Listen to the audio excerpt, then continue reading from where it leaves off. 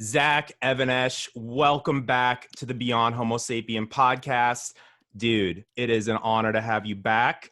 You're one of my greatest mentors. I talk about you on this show quite often. I tell just about everyone who will listen to me that they should check out your book and get into underground strength training. And yeah, thanks for being here, man. And if you're someone who's listening to this for the first time, this show is all about human evolution and the future of the species. And my name's Paul Tokgozoglu, and it's great to be here with you guys. So today, we're going to talk about crushing your victim mindset and getting out of that kind of state of victimhood. And Zach, you're a professional when it comes to this topic. So I just want to get into a little bit from you. For people who haven't heard about you before, can you just share, like, what's been your story of kind of stepping out of a victim mindset and getting into a more powerful place?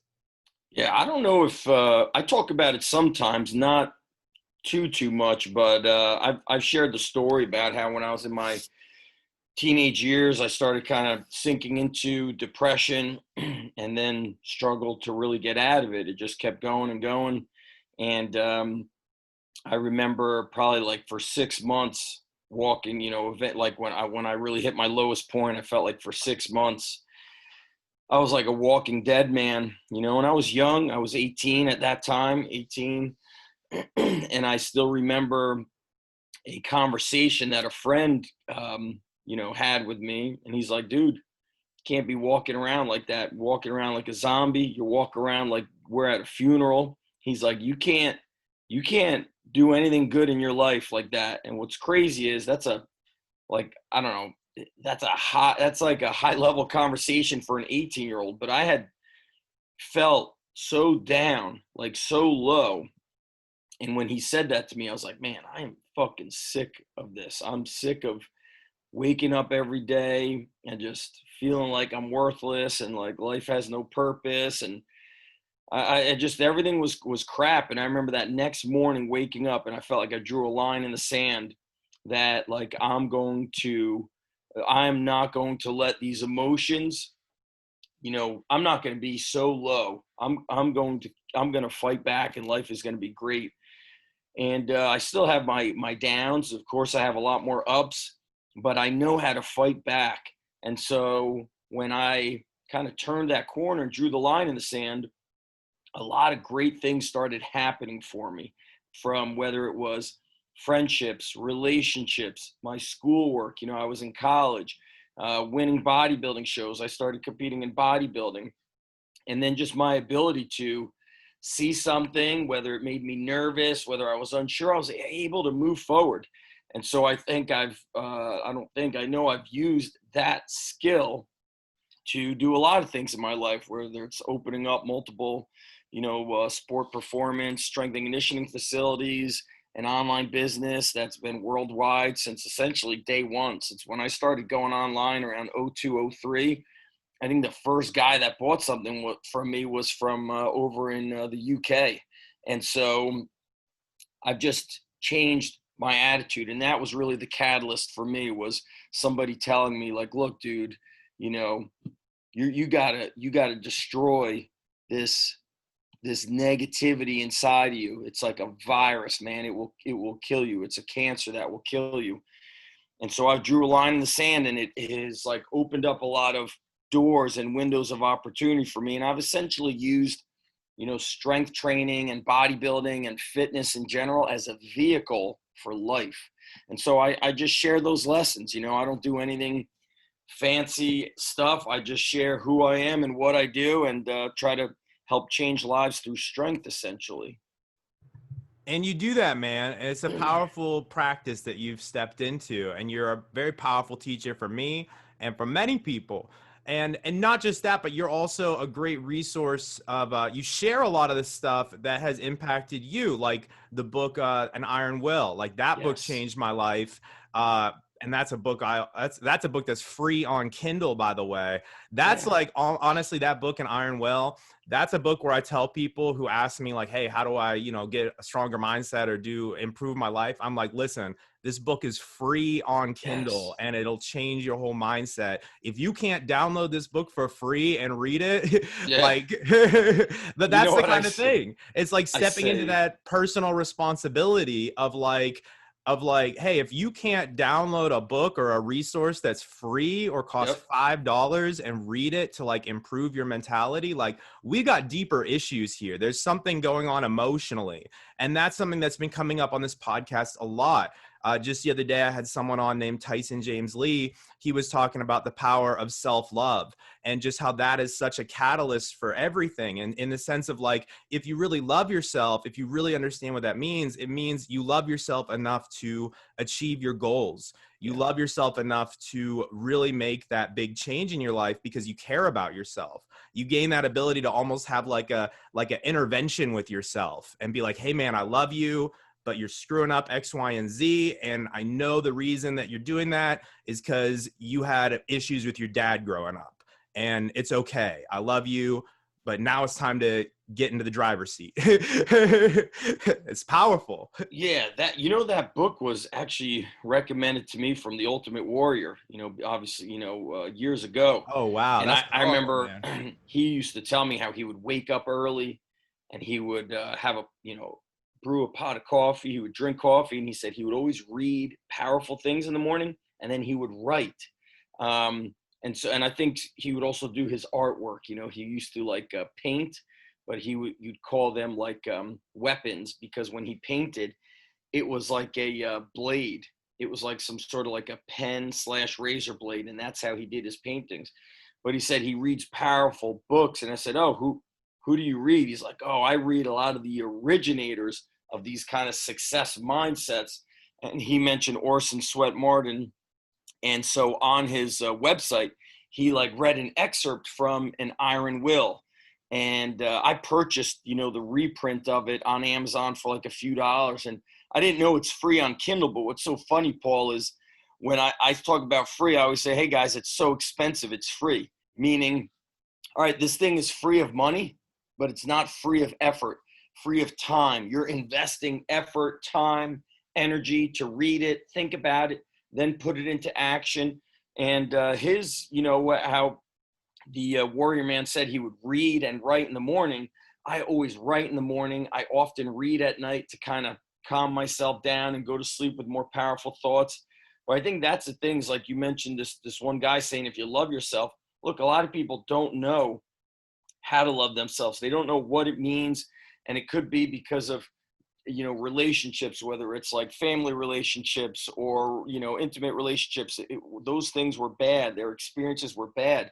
And so now they place value on themselves according to how others treated them, which sometimes or oftentimes, if we read and hear about successful people, they had to do things alone.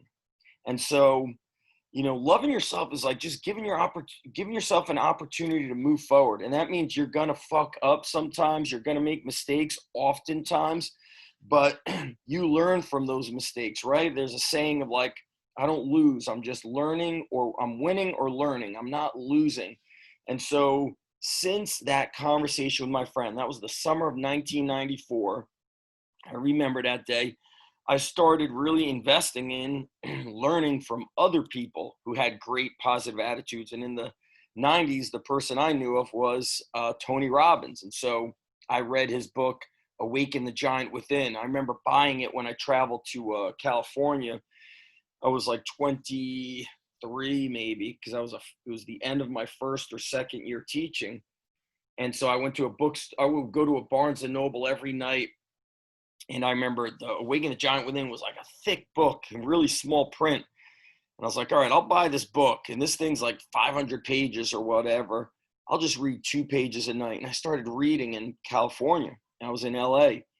And I remember my rule was 2 pages, but I remember I'd read like 20 pages, 25 pages. And everything Tony Robbins was saying was essentially, the big gist of it was, it's how you react to what happens to you. That's what you could control. You can't control what people do to you. That's an uncontrollable. You can't control things happening to you, but your emotional response is in your control. And so I started learning that, because do people teach you that in school? You don't know how to do that stuff when you're young. And look, I didn't go through these kind of depressed times, I don't think, until really going through the ups and downs of wrestling. I mean, when I would lose in wrestling, it felt like death to me. I didn't know how to rebound and let it go. So I just spiraled downward, and I didn't know how to even get out of that. And now I know, for me, what things I need to do to feel better. And ironically, parents who send their kids to train with me, that's a lot of the big thing that their parents tell me, is like the confidence the kid has, the way he or she walks and talks and treats themselves and makes their bed in the morning and does little things. And I always say, yeah, like, look, you see on the surface, we're a strength and conditioning facility. We do speed training, blah, blah, blah. But it's just a vehicle for helping your son or daughter or the adults we train get better at life. And when I train majority middle school, high school, college athletes, but we also train adults. So I remember the first adult I trained at this one location, probably like 5-6 years ago. I remember as he spoke to me and kind of shared how he was insecure. He was preparing for a police academy. I was like, man, this guy's like 44. He was like at the last year that he could go through police academy for corrections. He had a great physique. He could do pull-ups. He was fit, but he was like an insecure 15-year-old, the way he spoke to me. And I was like, damn, it will stay with you until you fix that shit. And a lot of times it's like standing up to a bully. It's the bully in your own head.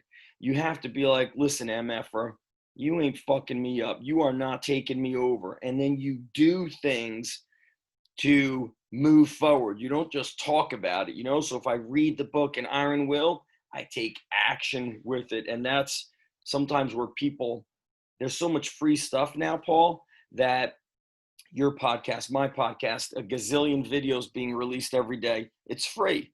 And so people get in they build momentum just kind of scrolling through, but they don't do anything with it because there's no pain involved. I didn't pay for it. I don't have to do anything, I lost my job. I'm just going to keep like getting the unemployment and I'm going to keep going. Well, look, man, I told, my coaches when we had to shut things down, we had to do that furloughed unemployment.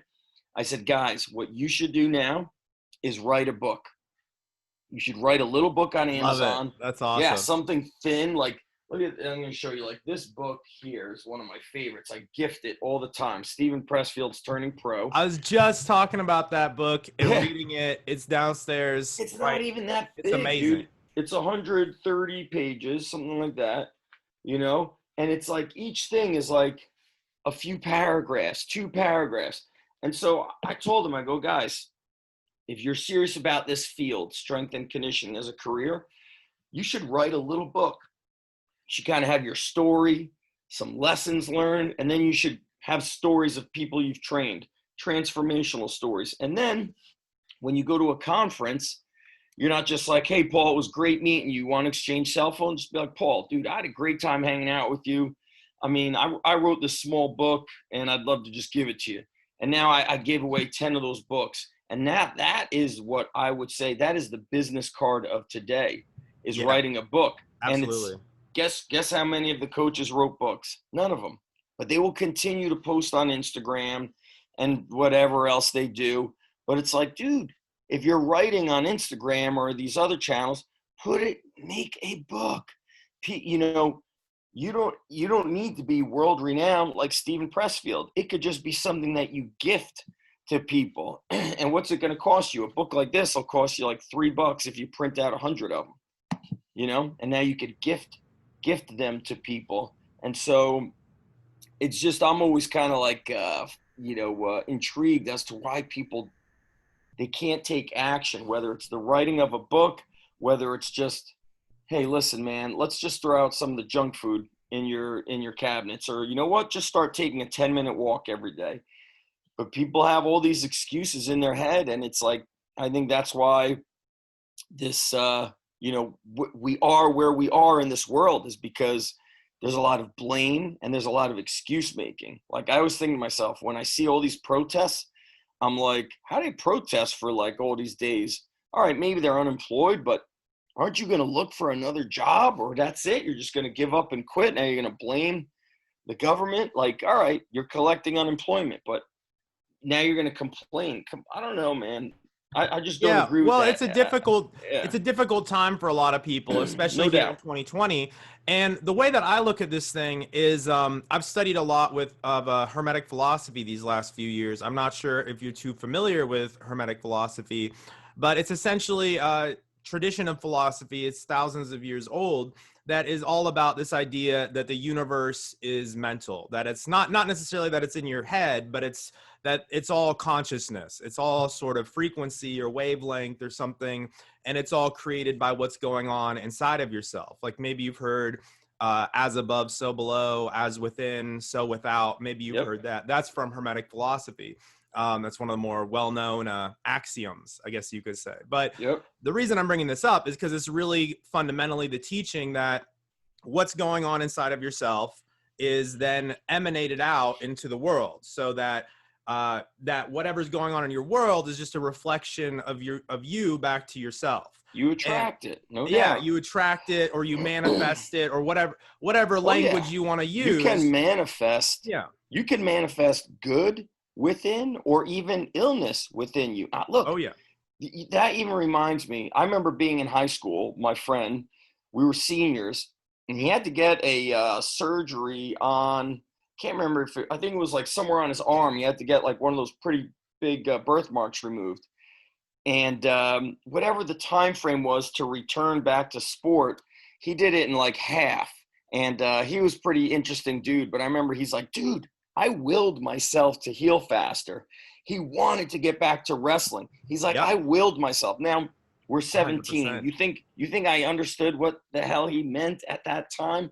But I look back on it now, 20 whatever years later, and it's like, damn, he willed himself to heal. You have to, I know that law of attraction stuff, and then that movie The Secret was a lot of woo woo, but the bottom line is, if you've got a negative attitude, trust me, everything around you will, even if it's not negative, you will turn it into negative. You will turn it into something that doesn't flourish. I mean, and then you'll hang out with people who do a lot of this complaining. I mean, if, with these protests, I look at that too. It's like, yeah, hey, I feel a common bond with these people, standing outside protesting about things. But I look at stuff like everything needs to be actionable. So if you're protesting for whatever, if you're protesting for, name it, Black Lives Matter, anything else that's been protested, look, if you really believe in that, then go and volunteer your time in a place that's, whether it's a school or anywhere that will accept you, that's got an abundance of Black men and women. Go volunteer, go do something.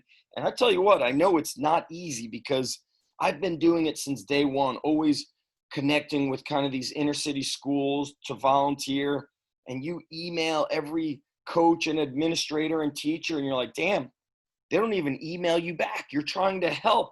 And so I ran into an old friend of mine, and his name is Steve. He runs a program called Steve's Club. And he was a CrossFit guy. I don't know if he does CrossFit anymore with all the stuff that happened. But basically, he's down in South Jersey, and there's a city called Camden, which is a lot of, high crime, high murder rate, just bad place. And so he, he may have had a CrossFit, or he had a gym in the surrounding town. He was contacting the school, and he's like, dude, they don't get back to you. And he's like, rightfully so, because they're thinking like, what's this, what's this white guy want out of this, right? He wants something out of this. There's no way somebody's reaching out to just help us. He's like, so I bypassed all that. I bought myself a van, and I went and drove there and bused the kids to my gym, and I trained them. Then he trained them to become coaches. And, probably around 2013 or something, he bussed a bunch of kids to my gym, and we brought his guys to train with our guys. And in the beginning, it was like his kids were in one half of the gym, my kids were in the other half, and we just shut off the music and said, guys, the reason why we brought you together is to do stuff together. So you need to partner up with somebody that's not from our gym, not from your gym, and now you're going to work together. And I could protest about it, or I can be about it, and I could go and, take action with stuff. And that's why I think, action is everything. But the hardest thing is you can offer, we're on this free thing. You can offer free stuff. You can volunteer, but people don't even want your free help, even if you are an expert in that area. And that's why we see doctors, going overseas to volunteer, and, people volunteering to build homes, because what's so strange is you try to do it in America, and a lot of times they don't want your free good help. So they go to countries where they're like, yeah, we'll take your help, man. Please. Yeah, Weird. absolutely. You're hitting on a lot of things. And yeah, if you don't value yourself, then no one else will either. A lot of times is kind of what you're getting at here. And also on the note of the protests, yeah, I've talked about this on the show before. It's like my big issue with all the protests that broke out was there was no list of demands. There was never anything saying, hey, here's what we want changed. Like, here's all, like, we had such a great opportunity, I think, during that period to make some changes in the country, because there's so many people, regardless of what you think about the protests, there were millions and millions of people out in the streets, active, doing marching or whatever you want to call it, at least for that like few days period. And I was like, man, this is the time when we say, okay, government, here's our demands. Like, these specific laws on the books are the ones that we want changed. And there was that at maybe smaller levels in different cities or stuff like that. But I was like, man, globally, that's what this movement needs. And that's kind of what I'm trying to do with this podcast and with a few of the other things I'm working on, is like, if you want change in this world, you can't just go out and say, we're angry, we complain, this is wrong. It's like, okay, yes, but what do you want changed? What are your proposed solutions? What are you saying? Hey, President Trump, these are the specific 5 laws that we need changed. We want them changed to Y, and that is what we are here to do. Like, that's what they did in Hong Kong. In Hong Kong, the protests were quite successful to a degree. They're still working to achieve a lot of what they're doing, but they have very specific demands. The protesters in Hong Kong have a specific white paper that you can go read online they're saying, these are the 5 things we want changed in Hong Kong. We will not stop protesting until these things are all accomplished in this order. And here are all of our criteria. It's like a 50-page document, and I'm like, this is legit. This is what we need. I don't know. See, me trying to follow and get involved with politics, like, it makes my brain explode. For me, things started when in the beginning of COVID, when we're like, all right, I'm a quote unquote gym owner, even though it's a private facility, we're lumped into the gyms. 2 weeks shutdown becomes 4 weeks, 4 weeks becomes 3 months. And craziness. I connected with one of the local senators, and him and a few other senators came and visited my gym, some of the assemblymen, like local politicians, to see, hey, here's a small business owner. He does, semi-private training, small groups. He can easily run his business safely, but he cannot. So it was like you had to get involved at this micro level, and then they bring it up to the state level where you have the governors. And so, in New Jersey, and New York too, the governors are just more running this place like a communist country. But what I also realized was like, look, man, I was ranting for a bit on Twitter, ranting to the governor. And I was like, this just looks stupid. Nothing is coming about it. The governor is not reading my tweets, and probably none of his people are. The governor is doing whatever the fuck he wants to do right now. And so I realized, you know what?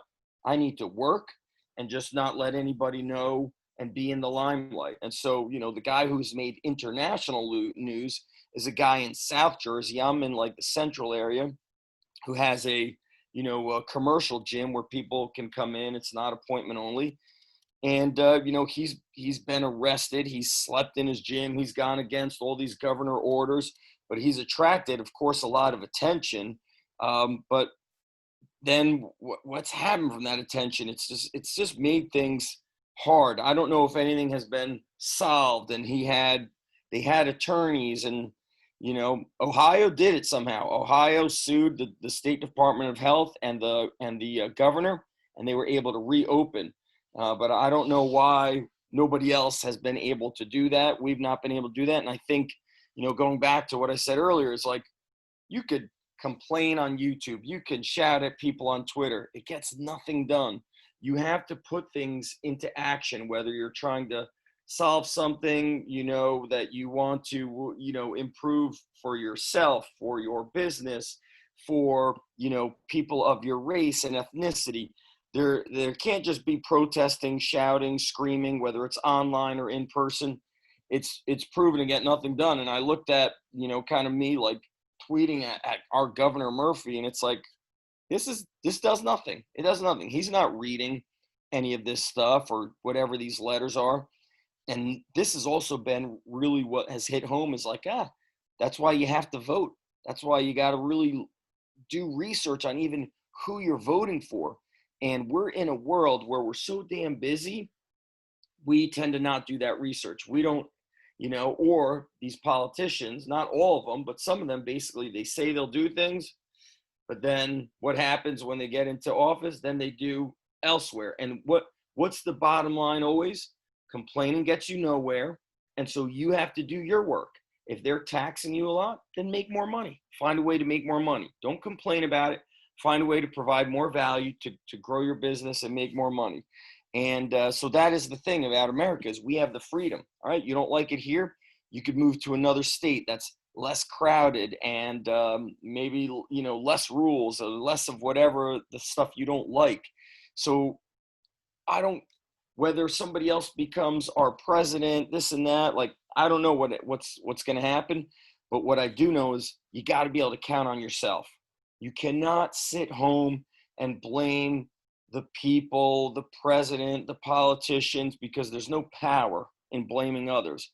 The true power comes from you doing your work, creating your thing. And the cool thing is you have the freedom to do it.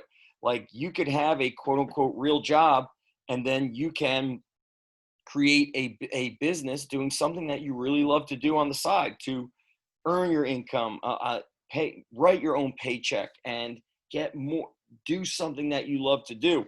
But you know, the people who do that, the people who achieve those things are the people that, you know what, I'm going to take this risk. I'm going to go for it.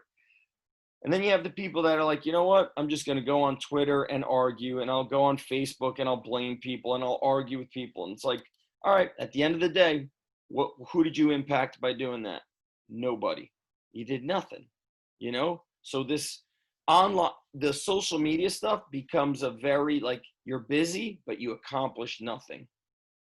Yeah, and also people don't have a good understanding of energy. I love everything you said, man.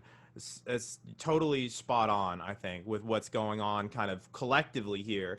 And it's that people don't understand that, like, if you're engaging on social media, you're giving that energy. So if everything on social media is negative, if you got a whole Facebook feed full of negative people posting about terrible things, or even people who are positive posting about good things, regardless, you're giving that your energy, your attention, your focus, and it's going to be draining to you over time. And people don't realize that. I have I have some kind of rules for myself. And, you know, I have like a small business coaching group. And one of the things I've noticed is they scroll through social. And I say, guys, here's my rule. If I'm opening up Instagram or Facebook, I've got to post something that's sharing, that's giving value. And if I'm not posting or giving value, then I have to contribute to somebody else's post and have a meaningful comment. But I'm not allowed to scroll through and do nothing. That's my rule with social. So don't let it waste your energy, waste your time.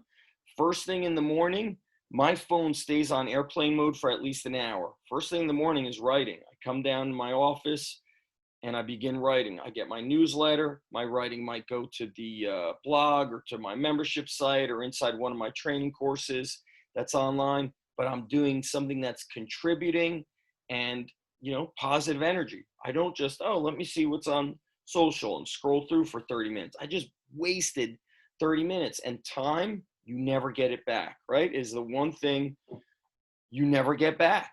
And it's like, I learned that lesson in my early years of business. I remember reading a book and the guy was like, look, you know, I've been bankrupt several times. I got divorced. He's like, the money you could always get back, but time wasted is lost forever. And so time has to be your most coveted asset. It has to be the thing you protect the most.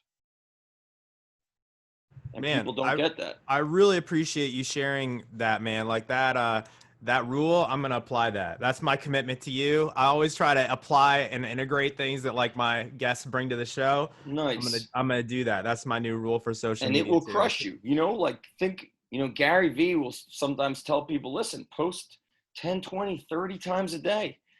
He's like, if it's good shit, post it, man. And he goes, you don't realize how people think you're interesting, even if you're, you know, just sharing the You never toothpaste know that who's you use. you never know who's listening or watching. That's something that has been a big, powerful thing that I've realized this year is I've started to get in touch with the silent majority of the people who have been connecting with this podcast and with the content I've been producing for years.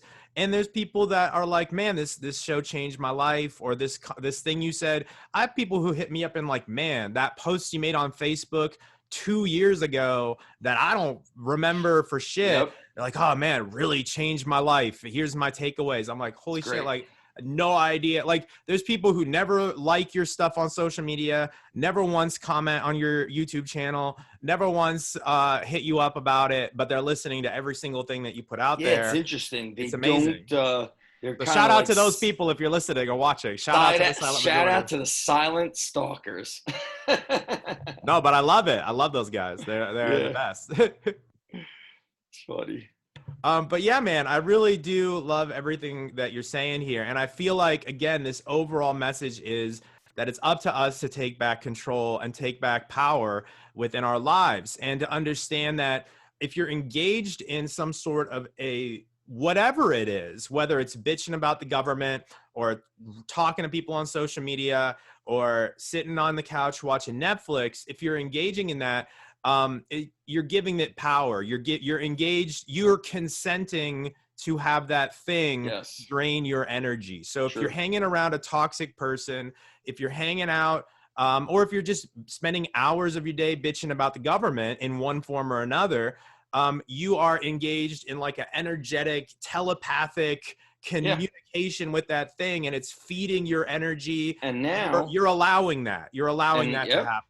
And now when you're done with all that, write down on a piece of paper, what did it do? What did it change? And it changed nothing. So you tell me, you know, all day you were on Facebook arguing with people and posting negative things.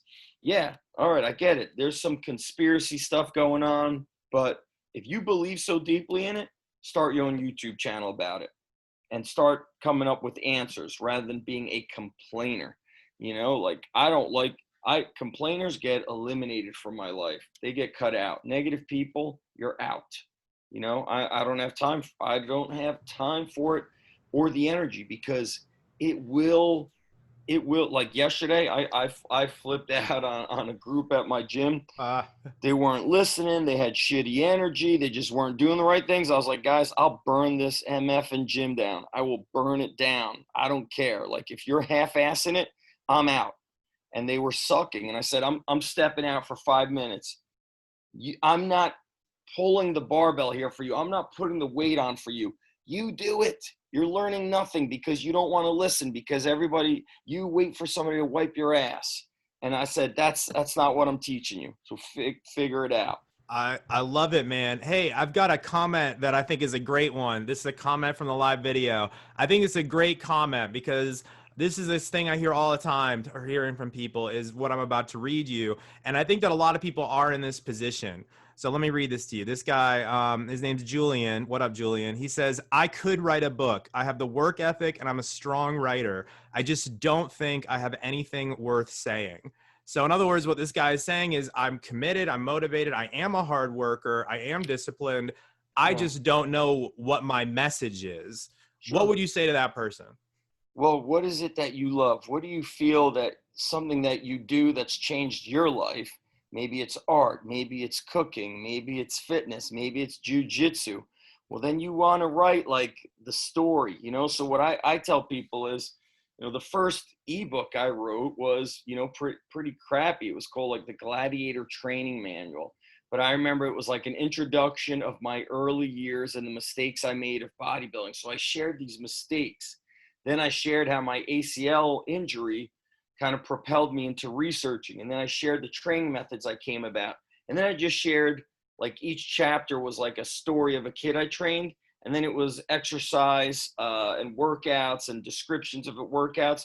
But, you know, what's Julian, what does Julian do for work? And Julian, if who you're did he try to? watching, still go ahead and comment. He might not be watching.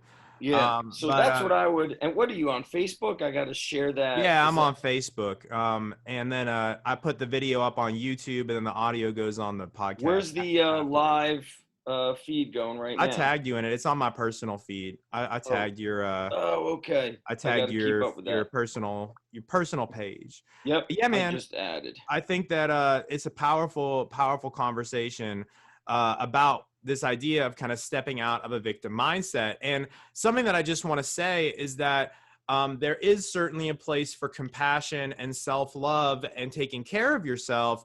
And what I've found is that having a strong mindset, or whatever you want to call it, includes taking time for yourself to restore yourself and replenish yourself, to Big make time. sure that you're not getting burnt out. Because that's what I found too, is if you are getting burnt out, and if you are setting up your schedule or your day in a way where you know that you're going to be burnt out, that is oftentimes just one more form of self-sabotage, one more form of thinking you're not good enough, because you think, oh, I've got to push 1,000%, even though I know it's going to burn me out and ruin my relationships. A lot, like, there is that balance there. However, you have to also be responsible in how you're taking care of yourself, in the sense, like, here's, I guess, what I'm talking about. I watch Netflix with my girlfriend. Like, me and my girlfriend love to watch Netflix for an hour or two at the end of the day to decompress and cuddle and Yes. chill and Yeah. relax. But we're watching shows and we're watching things, information that is powerful. So it's like we are taking that time. But, like, here's an example. There's this show on Netflix called Dark. It's like 3 seasons. It's like a sci-fi thriller kind of show. And we watched the first episode yesterday, and it was super dope. It was a super compelling show, but it's like just a twisted, dark kind of horror show. And we kind of looked at each other and we were like, okay, there's 3 seasons of this show. It's compelling and as shit. We know we're going to get invested in this thing if we keep watching, but this is not exactly what we want to put in our heads every day before bed, because it's Oh yeah. dark as shit. And it's Yep. about, like, torture and demons and all this kind of shit. And we're like, let's watch a documentary series instead, and we're going to get invested in that. So You know, it it's was like those little things where you just got to say, okay, you know what? I'm not going to put my energy into this, because I just know it's not what I want to be taking in right now. not before bed. When you read Yeah. before bed or watch stuff before bed, you want to be careful of like reading or watching stuff like that, or like a how-to that gets your brain too wired. You're trying to calm down at night. So I watched with my wife the one with Zac Efron. I think it's called like Earth to Zac, where he goes and travels and he's trying to learn more about not just plant-based, but like minimalist living. Did you watch that? No, but that's one Oh, that I wanted dude. to check The out. I'll one check that it blew out. my mind was when he went to Costa Rica and you just see these people. Number one, they took their passion and they're living it. Number two, they built a community around it. Number three, they're doing it like healthy. It's really cool to see people happy, doing good things. And like the guy Julian earlier said, he's a strong writer. If you're a strong writer, then I'm assuming you have something that you like to write about. And, in the beginning, first of all, you can put your book on Amazon. It doesn't really cost you nothing, right? Amazon takes care of all that. And then they cut you a check at the end of every month. So write about what you believe in and what's your story. And then you could just break it down into 10 chapters. And a chapter can be 5 pages, 3 pages. There's no rule that says your book has to be 100 pages or 74 pages or anything like that. So I watched the documentary with my wife, the one on Zac Efron and that guy Darren Olin. And even though they're, talking about a lot of moving towards plant-based, like I'm not sold that you got to be plant-based, and I'm not judging people, but I love just the kind of exploration that they did. And then now I'm watching with Michael Jordan, The Last Dance, with like the Chicago Bulls, and Oh, that's it's awesome. crazy inspiring, like his work ethic, and just I've never been a big sport fan, so it's interesting just watching like all the struggles they overcame and like what teams were tough, and I love that inspiring type stuff. But I Oh guess like the yeah. overall gist of what we've been saying is that it comes down to you putting in work. Nobody's going to save you. There's still endless possibilities and opportunities out there for everybody to do things. And they could be on a very small scale. You don't have to look at it like, well, I'm not going to change the world, so I won't do that.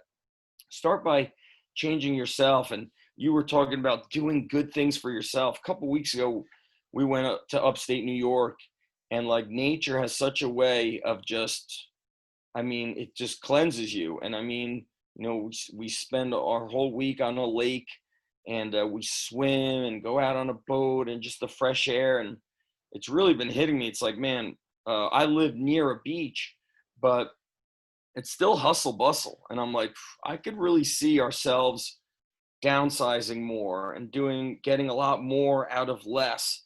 And, change is very difficult, especially my son is 12, my daughter's almost 14. So we're at that teenage time where it's very hard to change because their emotions are, running wild. But, what's long-term best, especially the world is getting crazy. You don't want to be in all these crazy things. You got to really, I think nature is something you got to experience. And I see you post photos, you're out like hiking a lot. Where is it again that you live, Paul? I live out in middle of nowhere, Missouri, out here in Mansfield, and it's in the middle of the Ozarks. It's absolutely beautiful, and would love to have you come out sometime and show you some nature. But Yeah. man, that's a big part. And just to summarize everything we're talking about here again, because we're wrapping this up, it's all about taking charge and taking Yep. control. Like I grew up in Maryland, and then I realized like this traffic thing, I just can't do it because That's right. I'm super sensitive. I don't like driving, and I hate traffic. It's very bad, just not good for my mental health. Yep. So I moved to middle of nowhere, Missouri. So I took charge and said, this is not good for me. I'm going to move. And now you're doing the same thing. You're saying, hey, I think we might want to downsize and move because that'll be good for our mental health. Like that's the mindset we're talking about here. It doesn't mean like stepping out of a victim mindset does not mean like, oh, you're going to hustle 24/7. No, it means, hey, even in matters of your health and taking care of yourself, you're taking charge. You're taking responsibility. If you're in a toxic environment, you are going to move. You're not going to bitch and complain about your environment. You're going to move. Okay. And just one last note on like the protests and stuff like that. I have Black friends that I know who are saying, fuck America, I'm going to move back to Africa. Like there's in Ghana actually has a program where they're trying to get Black Americans to immigrate and become citizens of Ghana. And their economy is taken off. And I know several people in my like Facebook friend group who are like, I'm doing it. That's what me and my family have done, is we've applied to go to Ghana. And they're like, that's our perspective on it, is we just are like, we're not going to sit here and complain. We're just going to fucking move because we like what they've got going over there better. Like, see you, America. Like, Well, there's a lot of, you know what I mean? So like, that's a completely different perspective on that's a different look. life. To each Yeah. their own. One thing my buddy said, I realized, he's like, look, one thing we've proven through history is like America is extremely resilient. America bounces back. That's what we do in America. But watching For sure. watching that documentary with Zac Efron, Earth to Zac or something, it was cool to see like those people, what they built. And, he did a lot of traveling overseas, was pretty amazing. I think like some books, we're talking about books. This book is going to be Turning Pro is a must. We mentioned An Iron Will. And then there's a great book. I actually had it on Audible. It's called Do You. It's by Russell Simmons. And it's about, of course, how like Run DMC started. But it's all these business lessons, like that company Fubu, which was his clothing line.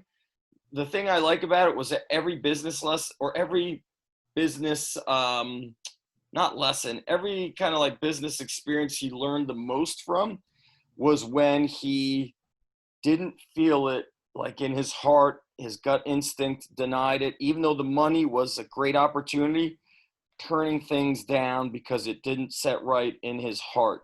And so I think that would be a great book for people who are even thinking about any kind of business or writing your own paycheck and, Dude. you know, not being reliant just on the job that you have, but creating your own job. So Turning Pro and Iron Will and Do You. I love it. And I know we got to wrap this up, man, but I'm going to throw one more book in there, and that would be the Underground Encyclopedia of Strength and Conditioning, which is nice, your book, brother. the Encyclopedia of Underground Strength and Conditioning. Unfortunately, amazing my publisher does not get it on Amazon, so they have to pick it up from Dragon Door. I've seen it on Amazon for like $1,000. I don't know holy how. Shit. Dude, I don't know how that happens. This is one of my favorite books, man. So anyone listening, definitely check this out. I think you can get it on Kindle too. But yes, hey, it's on Kindle. Zach, you're the badass. Thank you so much. You, bro. Is there any, where can people find you? Anything you want to promote or say to end this out?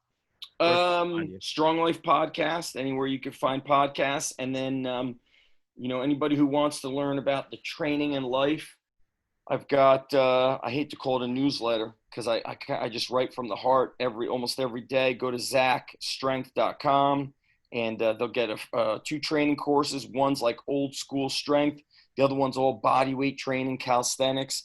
And so, you know, those resources are so expensive, they're free, you know? I love it, man. Well, hey, Zach, you're the man. We'll talk soon. Later, bro. Appreciate the hell out of you.